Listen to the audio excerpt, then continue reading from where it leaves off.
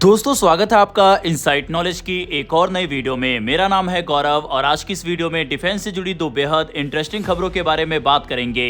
पहली खबर तुर्की से आ रही है, जहां के बैरक्टर ड्रोन बनाने वाली कंपनी के सीईओ की तरफ से हाल ही में कहा गया था कि वह भारत को कभी भी ड्रोन नहीं बेचेगा, लेकिन अब वही तुर्की अपने कबाड़ डिफेंस सिस्टम को भारत को बेचने की कोशिश कर रहा है। इसके अलावा दूसरी खबर चीन से निकल कर आ रही है। अभी तक दुनिया की तरफ से कोई भी रैंकिंग आती है तो भारत को हमेशा पीछे ही रखा जाता है। जैसे कि हैप्पीनेस इंडेक्स में भारत अफगानिस्तान, पाकिस्तान और फिलिस्तीन जैसे देशों से भी नीचे रखा जाता है। प्रेस फ्रीडम में भारत अफगानिस्तान से भी पीछे आता है, लेकिन इस बार जो एयरफोर्स की रैंकिंग आई उसमें भारत को चीन से ऊपर रखा गया और इस बात को लेकर चीनी मीडिया में और उनके एक्सपर्ट्स में बवाल मचा हुआ है। जानते हैं इन दोनों खबरों के बारे में इस वीडियो में डिटेल में। और हाँ, आप में से काफी सारे लोगों के पास हमारी वीडियो की नोटिफिकेशन नहीं जा पा रही, तो आप चैनल को सब्सक्राइब कर बेल नोटिफिकेशन को अवश्य दबाएं। इससे हमारी डेली वीडियो आप तक सबसे पहले पहुंच पाएगी। तो चलिए शुरू करते हैं इस वीडियो को। हाल के दिनों में एक खबर ने रक्षा जगत में काफी चर्चा बटोरी। खबर यह है, तुर्की अपने रूसी निर्मित S-400 Triumph air defence system को किसी तीसरे देश को बेचने की संभावना तलाश रहा है। इसके बाद कई लोगों के मन में यह सवाल उठा कि क्या भारत तुर्की से यह सिस्टम खरीद सकता है। पहली नजर में यह संभावना दिलचस्प लग सकती है, लेकिन अगर तकनीकी, रणनीतिक और सैन्य दृष्टि से देखा जाए तो भारत के लिए ऐसा करना लगभग बेकार साबित होगा। तुर्की की तरफ से और वहां के एक्सपर्ट्स की तरफ से कई बार ये कोशिश की गई है कि इसे भारत को चेपा जाए। दरअसल तुर्की ने वर्ष 2017 में रूस से S-400 एयर डिफेंस सिस्टम खरीदा था, लेकिन तुर्की के इस फैसले से अमेरिका बेहद नाराज हो गया। अमेरिका का मानना था कि नेटो का सदस्य होने के बावजूद तुर्की ने रूस से इतना उन्नत रक्षा सिस्टम खरीदकर गठबंधन की सुरक्षा व्यवस्था पर सवाल खड़े कर दिए। इसके बाद अमेरिका ने तुर्की पर प्रतिबंध लगाए और उसे F-35 लड़ाकू विमान कार्यक्रम से भी बाहर कर दिया।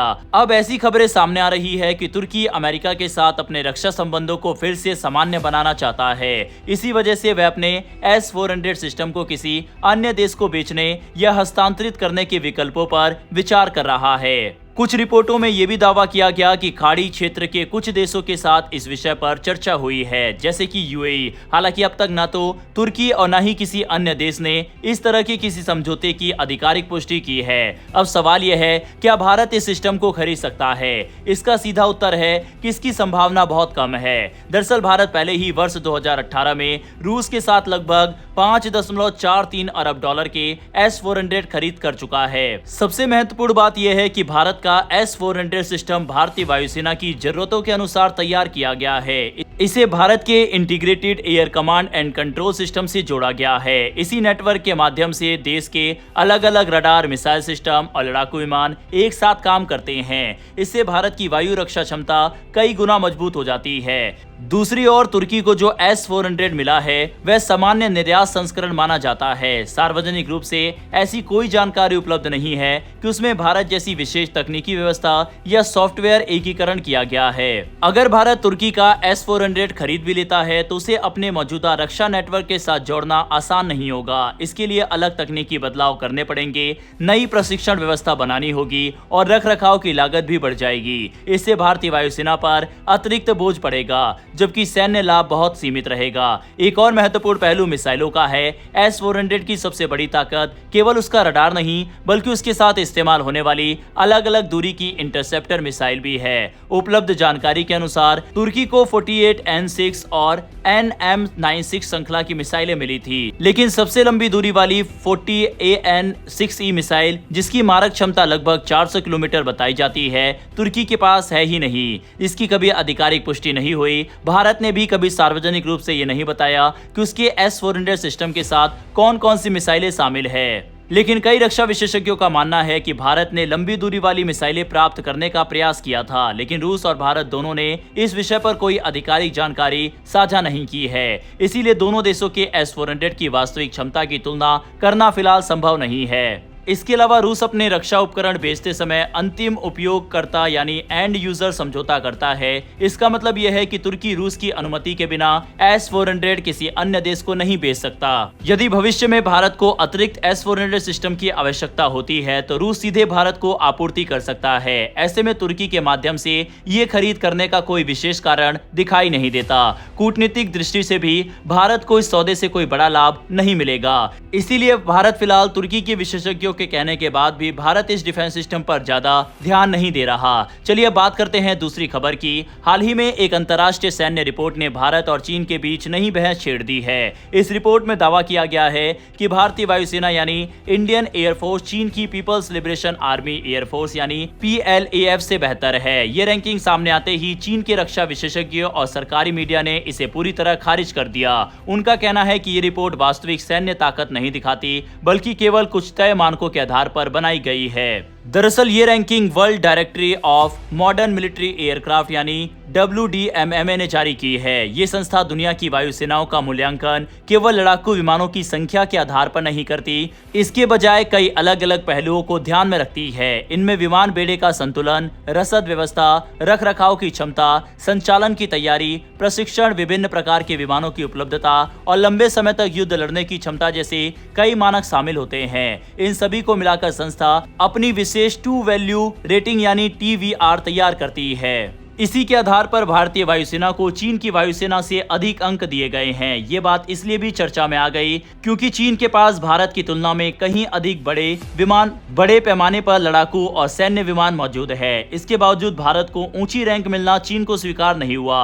विश्लेषकों ने इस रिपोर्ट की आलोचना की है। उनका कहना है कि किसी भी सेना की ताकत केवल गणना या एल्गोरिथम से तय नहीं की जा सकती। उनके अनुसार किसी वायुसेना की असली क्षमता का पता युद्ध के मैदान में उसके प्रदर्शन, युद्ध के समय उसकी तैयारी और वास्तविक लड़ाई में उसके परिणामों से चलता है, न कि किसी अंतर्राष्ट्रीय रैंकिंग से।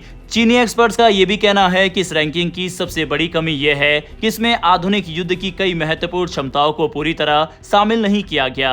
उनका दावा है कि आज के समय में केवल लड़ाकू विमान ही किसी वायुसेना की ताकत तय नहीं करते, बल्कि ड्रोन, इलेक्ट्रॉनिक युद्ध प्रणाली, उपग्रह संचार और एकीकृत कमांड नेटवर्क भी उतने ही महत्वपूर्ण होते हैं। विशेष रूप से चीन ने अपने ड्रोन कार्यक्रम का उदाहरण दिया। पिछले कुछ वर्षों में चीन ने निगरानी, हमला करने और इलेक्ट्रॉनिक युद्ध के लिए बड़ी संख्या में आधुनिक सैन्य ड्रोन विकसित किए हैं। चीनी विशेषज्ञों का कहना है कि WDMMA की रैंकिंग ने इन क्षमताओं को पर्याप्त महत्व नहीं दिया है, इसीलिए उनके अनुसार ये मूल्यांकन अधूरा है। चीन ने एक और महत्वपूर्ण मुद्दा उठाया है जिसे नेटवर्क आधारित युद्ध प्रणाली कहा जाता है। चीन का दावा है कि उसकी वायुसेना अकेले काम नहीं करती, बल्कि सेना, नौसेना, मिसाइल बल, उपग्रह प्रणाली और इलेक्ट्रॉनिक युद्ध इकाइयों के साथ मिलकर एक संयुक्त सैन्य नेटवर्क का हिस्सा होती है। इसी वजह से वास्तविक युद्ध में उसकी क्षमता कहीं अधिक बढ़ जाती है। संख्या के मामले में भी चीन खुद को भारत से काफी आगे बताता है। विभिन्न अंतर्राष्ट्रीय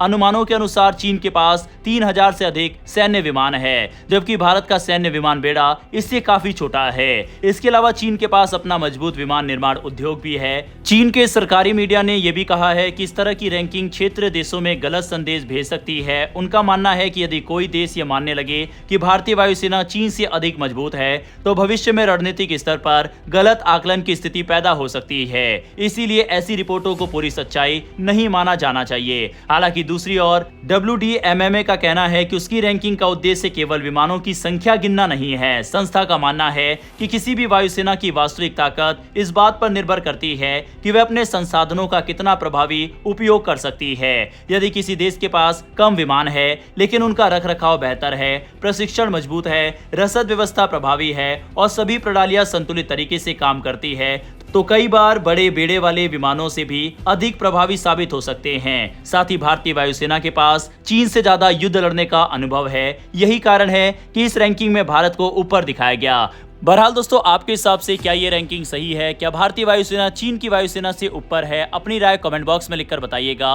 डेली ऐसी वीडियो के लिए नीचे दिए गए सब्सक्राइब बटन को प्रेस कर बेल आइकन को जरूर दबा लें। फिर मिलेंगे ऐसी एक नई वीडियो के साथ। धन्यवाद। जय हिंद, जय भारत।